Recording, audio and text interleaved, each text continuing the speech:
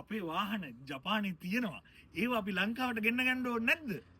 ගෙන්න ගන්න ඕන නම් මෙන්න බලන්න. අද අපි ඇවිල්ලා ඉන්නේ ජපානයේ තියෙන ලොකුම ඔක්ෂන් එක වෙන USS ටෝකියෝ එකට. එතකොට මෙතනින් පටන් ගත්තාම අර එහා කොනට යනකම් වාහන තියනවා විතරක් නෙමෙයි. ඔය ඔක්කොම අද දවසේ විකිනෙන්න තියෙන වාහන මේ ඔක්ෂන් එකේ දවසකට වාහන 15000ක් 18000ක් වගේ ප්‍රමාණයක් වෙන්දේසි වෙනවා.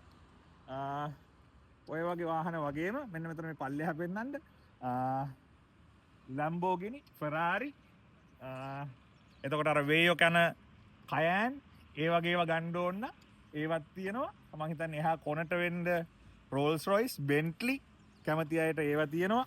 පල්ලෙහා G-Wagon තියෙනවා. එතකොට අර තියෙන්නේ වාහන විකිනෙන ඔක්ෂන් හෝල් එක. ඒ විතරක් නෙමෙයි මේ පැත්තේ මේ දිගටම එහා කොනට යනකම්ම පේන්න තියෙන්නේ මෙහි විකිනෙන්න තියෙන වාහන තමයි. ඒ වගේම අපි ඉන්නේ තට්ටු 3ක් උඩ. මේකේ පල්ලෙහා තට්ටුවේ වාහන ගන්න එන අයගේ වාහන නවත්තනවා.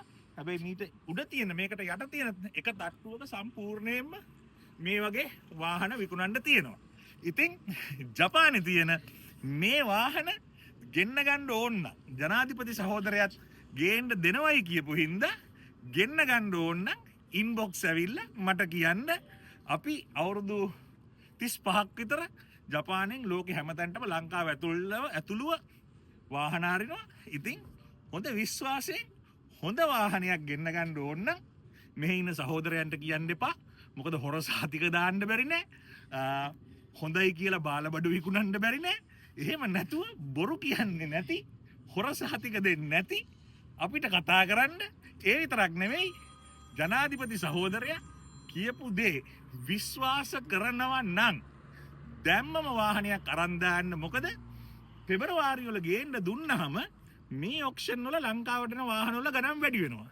ඉතින් සහෝදරයව විශ්වාස නම් දැම්මම ඕඩර් කරලා දැම්මම අරන් දාන්න. එතකොට අඩුවට ගන්න පුළුවන්. මොකද නැත්තම් ගේන්න දුන්නට පස්සේ මේ වාහන ඔක්කොම 120කින් 30කින්වත් ගණන් වැඩි වෙනවා. එහෙමනම් ගෙන්න ගන්න ඕන නම් මට කියන්න ඉන්බොක්ස් එකට මෙසේජ් එකක් දාන්න.